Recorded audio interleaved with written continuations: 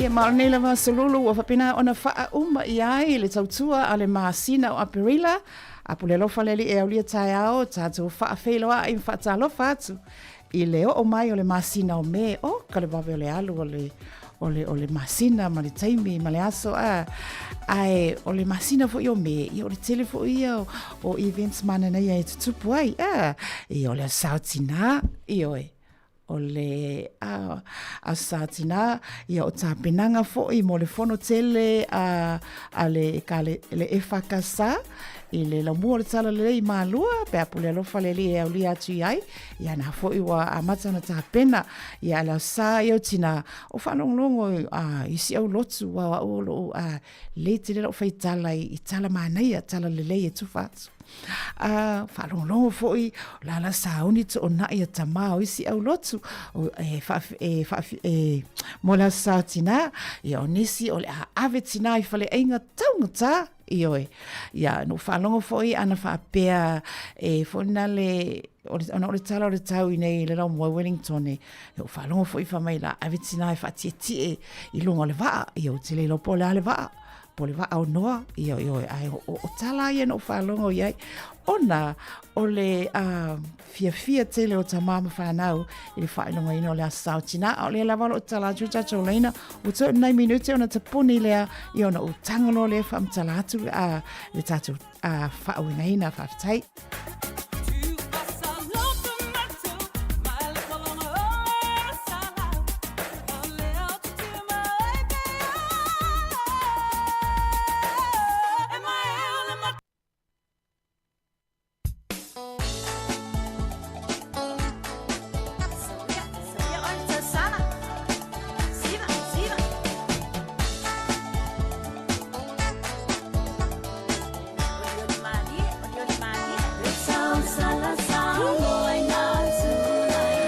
Ia malunu atu se tu mai lalo le tau sala Samoa le o pese atu ai se o anga atu o te whaatalofa le sunga ia talivoi talofa talivoi le o e whase mai lau finangalo o ni mea sili ma le taua ia te oe e te whaaperpele iai ai o loo iai foi ma whaafita uli o loo iai woi ka whiolai koi kiki asa. Hey, you're on the line, mate. Mana ia tele le whaaliwina lea ia talo whaisi o atunu pele o tali umai e au mai o tau finangalo umai e au mai o le mana ia wale fo ima waila ufale a o nga fau io ese uma finangalo e filano nuai but they're so great. Oni me sili ma le tāua ia te oe e te whaaperepele iai ai o loo iai foi ma whaafita ulu. Sa o le leiri fina ngalo lea. Tali vui o nala wa wairunga leina tau tamwhai mai. Lewa tau tolu minute. Yeah, come on.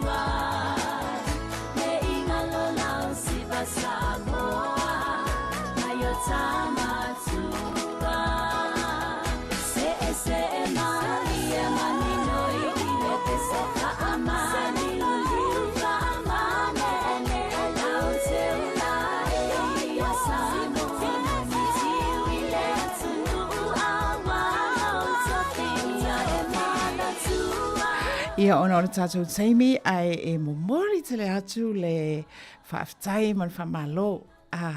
Mo i lātou le na maua mai lea wanoa. E whaali mai whina ngalo whaaftai te le lava. Whilewa ina o mawhawhaunga, so vai atu ia lei. E iei pese au iwi i to tonu o le o se pusitu. Ia po la pusitu, po kapoti, ia po le alava. E whaapea lalo na whaaliliwina. Ia, i se vai lava le tātou po kalami. E iei pese au iwi i to tonu o se pusitu. Lei. O le au iwi, o le ua whaatusa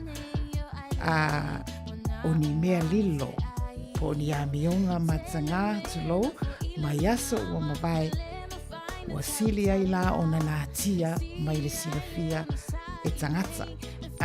Le au iwi lea. A wha, le au iwi lea, e whaatusa, pe fai masui o ni mea lilo po ni au secrets. Secrets po e tofu umatatou ma secrets. Iei fo ina iau mea lilo. Mea lilo la ia. E wha pea vea pe e wha amasiasia iau, pe wha amasiasia lau sunga. Lea lai te tomu fai e nā tia, a whele na nai, e na nai tu tono o le pusa tu. Mea lai tu tono o teo i tu tono lau pusa. O la e whaamata ngofi ai o ino inga le tomo whai e nā tia le mea lilo lea wa lea ofo atu lo la e oka so au le lei i le vaenga tangata o to tono le nava ainga o lo nā tia i se mea lilo the skeleton whapelea e tele mea o te lefia tala noa iai the skeleton ona e tupu ai le maasiasi ia po le musu e whailo atu i tangata le tele o mea winga ia te au ia po oi e tofu umai tātou ma pui pui walls a whai e soli le pui pui lea ia ua lusi ai lalo trust ia mai you make enemies ona o le tamu whai e pui pui e nā tia whai mai la le whaupunga o tangata uma tu salava po ao la tu fōri ngai whafo, po le tau le leia, po le ai lava le mana onga ia te au. Aua ia lilo, aua ne ilo e tangata siau secrets, ia, siau skeleton le hide i to tonu o le closet. Ia o sina vaivainga na, o sina wha upunga le nā, e masani a ona e wha fonga iei pe a whaila aunga, pe a whaitara noanga for ngai public speaking, leaders. There's a skeleton in the closet. What are you hiding? O le hale mea nei te nātia. Ia e oe te muli, e loa lava. Ona omana tua ai le, whahi ua i le tātou, le tautua le nei aso. Te mana tua lava ia the late Pope Francis, the Vaticana.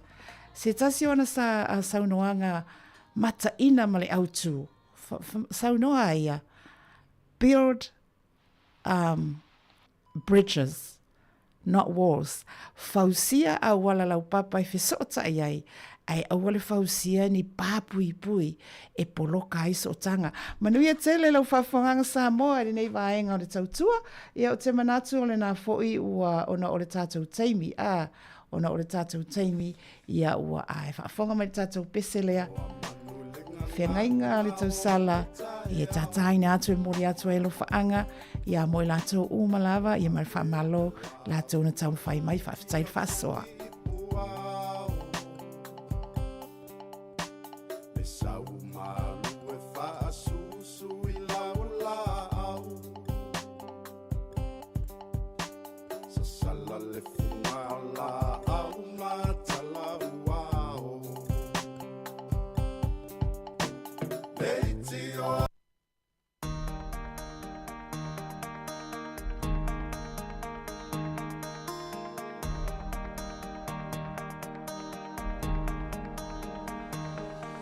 Le whenga ngā le tau sala wa se e mo au I lana pe a sila wha a pepe mai o mata a wha ata whai a wanga e peini me au la langa Ia maalina ua o whaatau ma o tu ai le nofoa ai le tu ua nofoa mo le atu whaatai te le lava mo lau tapua inga Samoa haftai mo nai paanga le tatu le tio le sa mafuta mai ia ai mai se lava o le whaafonga a Samoa wātua o lo mwhai ona maua mai le tautua ai o le upu lava ia ma le whaaloalo ia o le asinga ngana o le tauta mali i whaamole whaamangalo tautua po le ngafa talamilo ia mai au nanga ale tatu ala leo le nei aso o lo fina ngalo whale atua e mangalo ai o mātou waiwainga ia au nei ngalo to ki mai lau le tio sila mai mo i lunga lo fisa i lunga le apio o fisa o tainga o le YouTube o le app o le Capital Radio o le awhapena ana whaawa o toi le tautua i le taiao fitu le taiao a taiao pe apule alofa le atua e momori atu ia ilo soifua masio mātou wola a le taimi nei wha soifua ia ma ia manuia Se tautai mata pala o lana ba e le fausala atu mua e whai ai le aleanga Le feanga inga le tausala wani aina wha alala e sa sala wha apua o le fasa Le ki o malama e sao ai le wha tautala e su ena tonu ai lo kufi mata Oi, oi, awela ta pele pele Ole alofa moni le ta ole Tala ole asosi male loto vale Ota na ta ve Oia we Funa la upele Oh my so alofa Saying